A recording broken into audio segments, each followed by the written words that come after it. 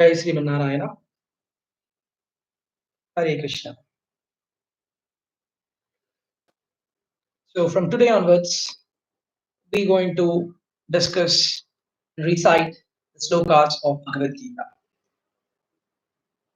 Thank you so much, first of all, for attending this session and trying to, for that curiosity. Thank you so much for that curiosity to know about Bhagavad Gita. Bhagavad Gita literally means the song of the Supreme Lord.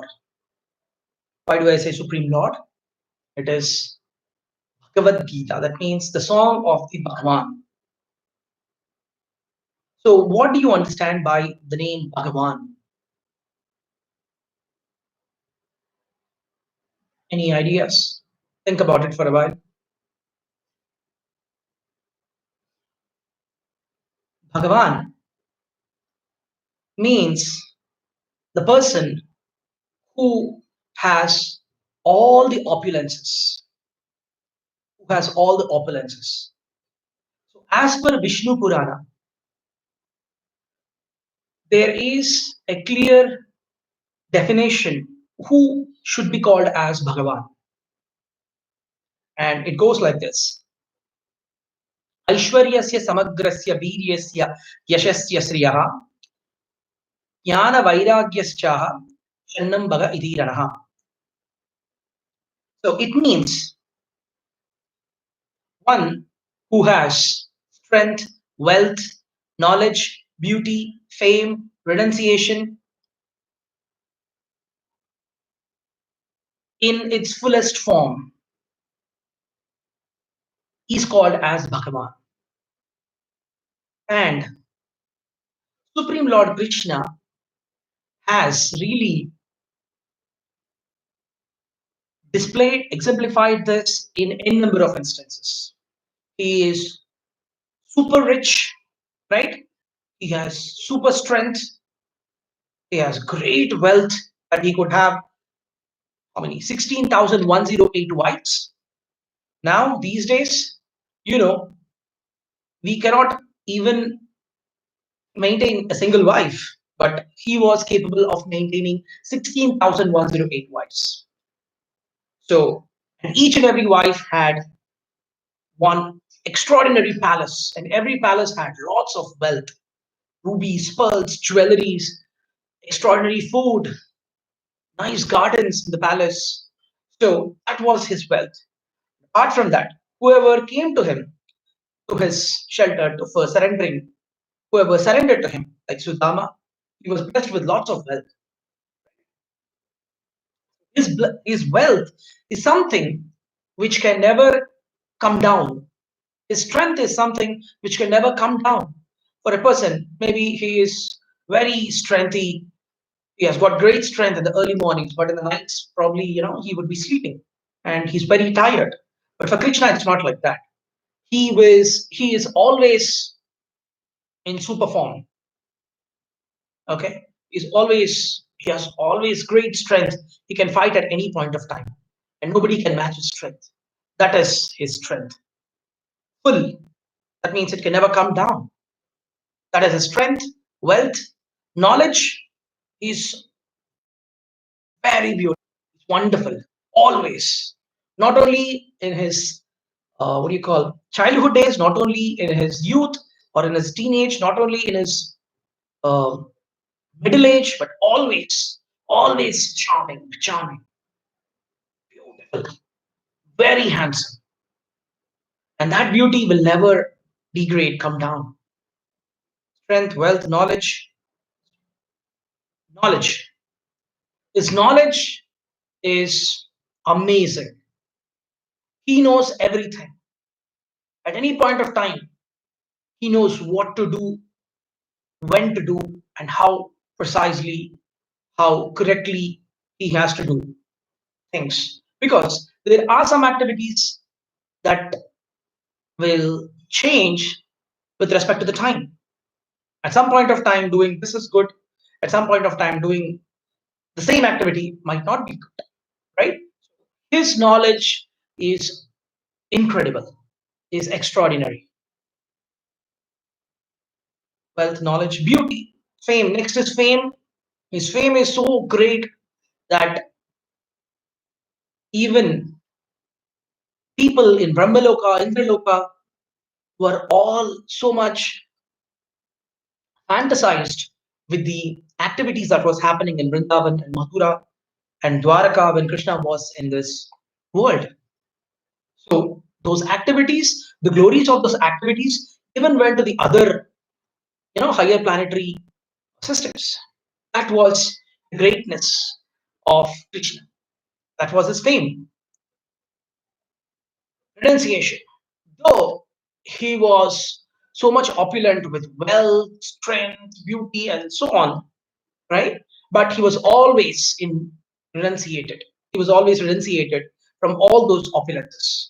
And a person used to come with a plain heart, with that surrendering attitude, saying that Krishna, I am yours, and you have to help me, please.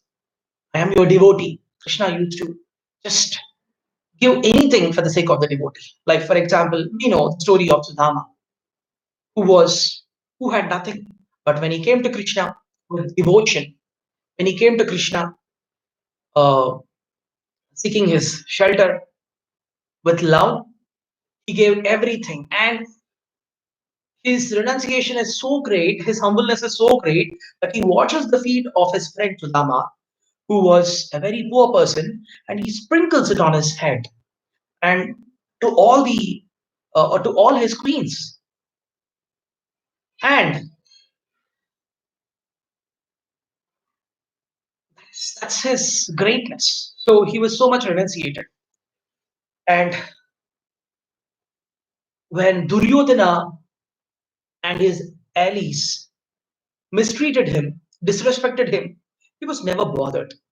When Kamsa, you know, tried to disrespect him with wrong words, who always wanted to insult Krishna, he never got carried away. He was completely in renunciated form. Though he was the supreme lord who could control the complete world, indeed the complete universes, he was always a very humble person. So that person who has all these opulences, strength, wealth, knowledge, beauty, fame, renunciation, is called as Bhagavan. So this is the song of Bhagavan, Bhagavad Gita. So where does this Bhagavad Gita come from? Bhagavad Gita comes from the itihasa called Mahabharatam, which was written by Vedavyasa, who is also called as Vyasadeva. So Bhagavad Gita is coming from the literature called Mahabharata. So as I told you about itihasa, what is this itihasa? Itihasa is itihasa means that has happened and which has been documented as it is when it was happening. That is the meaning of itihasas. So we have two itihasas called Srimad Mahabharatam and Srimad Ramayana. Now, if you are wondering what is the Srimad, it is the reverence that is given to a great literature or a great happening. Okay, don't think that Srimad Ramayanam, Srimad Bhagavatam means it is something different. Maybe another version, maybe written by some other person. No, it's not like that. Okay, so yeah, there are two itihasas. That is one Ramayana, Srimad Ramayanam, and Srimad Mahabharatam. Ramayanam was written by the great sage Valmiki. Okay, and Mahabharatam was written by Vedavyasa Maharshi. Fine. So This Mahabharatam is a very humongous literature. It has more than 1 lakh verses in it. And reading all these 1 lakh verses, understanding them is really a difficult job. Seriously. Today in this world, we all people are very much busy with lots of work, office work, right? The morning 9 a.m. And for some people, it starts right from the morning. The moment they wake up with their phone calls, meetings, and so on. And the day ends again with another meeting, right? So reading all this literature is a very difficult task. And realizing this thing that was great Nostradamus Vedavyasa Maharshi, he realized this is going to happen in Kali Yuga. So for that reason, he thought that he should he should emphasize and elucidate the most important thing called Bhagavad Gita, which was explained by the Supreme Lord Krishna. So he has written this Bhagavad Gita with red letters because 1 lakh verses or 1 lakh verses in Mahabharatam is difficult to read. At least people should read the 700 verses Bhagavad Gita. So Bhagavad Gita is an extraordinary, it's not a literature, it is a manual. It's a manual. It's not meant for a specific religion. It is meant for the complete human race. So there is a nice verse in Gita Punyam, Gita Mahatyam, and it says, Jalasnane dine dine, just like you take bath every day, right?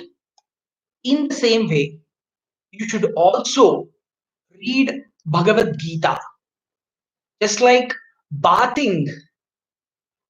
Okay, just like bathing is going to clean or cleanse the dirt from our bodies, right? In the same way, if you read Bhagavad Gita every day, then it is going to remove all the dirt that is there in your heart and in your brain. So the verse like this: Maline mochanam pumsa jalasnanam dini dini sakrit Gitamrita snanam samsara malanashanam. So it says that one may cleanse by taking bath in water, but if one takes in the if one takes a bath of Bhagavad Gita, okay, then all the dirt of this life and also the other lives will be cleansed. Because if you read, if you understand, and if you practice Bhagavad Gita, then it is for sure that you are going back to Supreme Lord Govinda, to the Vaikuntha planet. So this is what it is mentioned in Gita Mahatyam. And not only Gita Mahatyam, even the great scholar, the great respectable Acharya, Adi Shankaracharya, also says this. Bhagavad Gita Kinchidadita, Ganga Jalalava Kanika Gita, Sakrideva, Bhagavad Gita Kinchidadita, Ganga Jalalava Kanika Pita. So he says, just like you are drinking Ganga water, as considering it as the most auspicious and the most uh, pious water, in the same way, if you read Bhagavad Gita, you will not have to see the Yamadutas. You can go back to the Vaikuntha planet. So this is what Adi Shankaracharya says. Bhagavad Gita Kinchidita Ganga Jalalavakarika Pita Sakratapi Eva Sakratapi Eva Sakratapi Eva Bhagavad Gita Kinchidita Ganga Jalalavakarika Pita Sakratapi Eva Manana Charcha Kriyate Tasyaya Menana Charcha. So yeah, this is what the great scholar Adi Shankaracharya says. So Bhagavad Gita, coming back to square one, it comes from Srimad Mahabharatam. Okay, so Mahabharatam, we know it's the story, it's the war between Pandavas and Kauravas. Correct? So, but if you are understanding that it's just the story about a war, it's just the story about two, brothers fighting with each other for the sake of power. No, it is not that. Absolutely not that. It is the story of dharmic people, the righteous people who have submissively waited all their lives, who were exploited by the wrong people called Kauravas n number of times. And they they waited for n number of times. Okay, and then finally there was no other option. And as per the Supreme Lord's advice, they had to fight. They had to fight so that they can establish dharma. It was not to showcase their prowess. It was to establish dharma. If the power is with the wrong people, if the power is with the wrong people, wicked, demoniac kings, then all the citizens of the country or all the citizens of that kingdom would, become demons, and which is not right. So, for that reason, to establish dharma, straighten up people, right, to bring righteousness in the society, they had to fight. It's not just to showcase their power, not at all. Generally, people think what is there in the Srimad Mahabharata, what is there in Bhagavad Gita. It is all, just a fight for the sake of power. No, it is not. It is fight to establish dharma. Imagine there is some kind of poison that has come up into your body. So what would you do? What would the doctor do? He would simply remove that part from your body, isn't it? So, in the same way, Supreme Lord Krishna says there are some people, there are some wicked people who are trying to establish a dharma into the kingdom, who has wicked minds, who have wicked minds. So we have to cleanse those people. We have to re-establish dharma. That is what even Krishna says.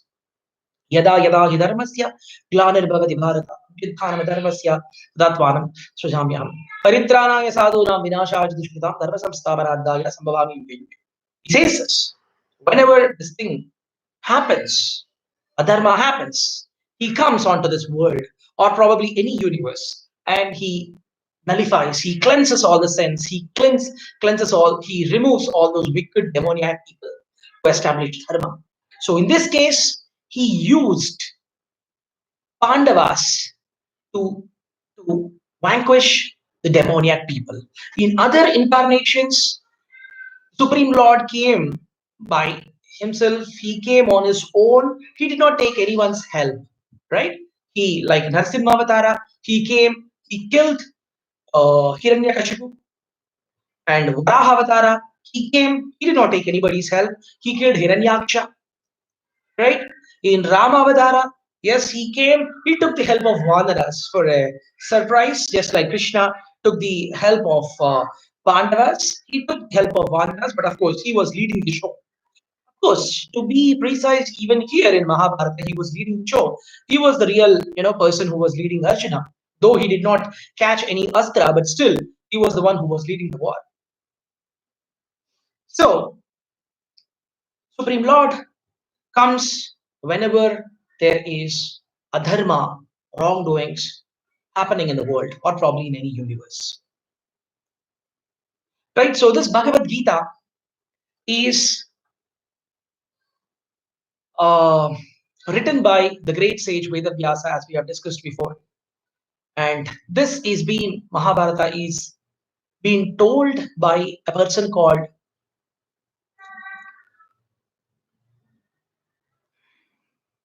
is being told to Janamanjaya,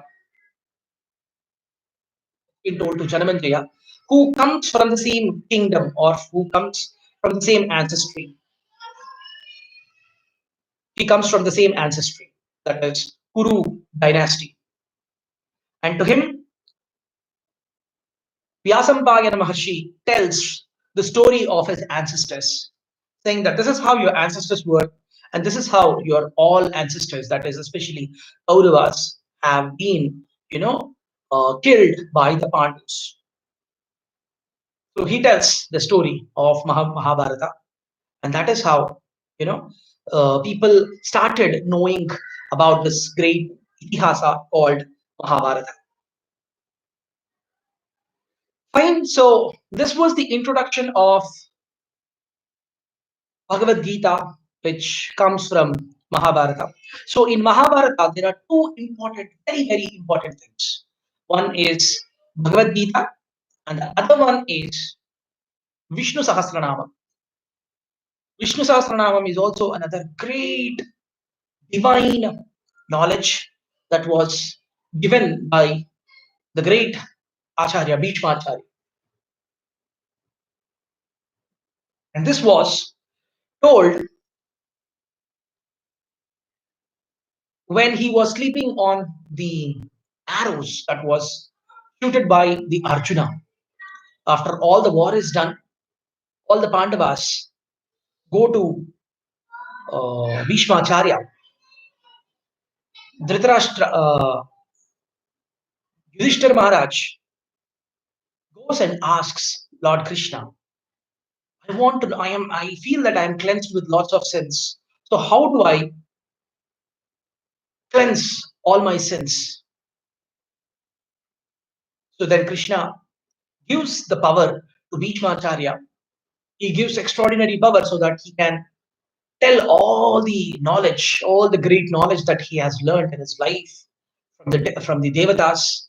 So he disseminates this knowledge on the bed of arrows, and he tells all the knowledge. And then comes Vishnu Sahasranama. So Vishnu Sahasranama is also another great divine knowledge. It is indeed much crisp and small in comparison with Bhagavad Gita slokas. Imagine if you have to recite all the Bhagavad Gita slokas, the 700 slokas, it's going to take minimum 6 to 7 hours of time. But chanting Vishnu Sahasranamam is just going to take hardly 20 minutes or 25 minutes. And if you're super fast, if you're chanting it in a very super fast way, like imagine you know those correct pronunciations, you know it, you memorize it, you regurgitated it very thoroughly, then in that case you can also read Vishnu Sahasranamam in just 15 minutes. So these are two important things of Mahabharata. So this was the introduction of uh, Bhagavad Gita, which was spoken by the Supreme Lord Krishna in the warfield. And in the next session, I'm going to tell you the first verse with recitation and with detailed explanation. Thank you so much. Hare Krishna, Jai Srimad Narayana.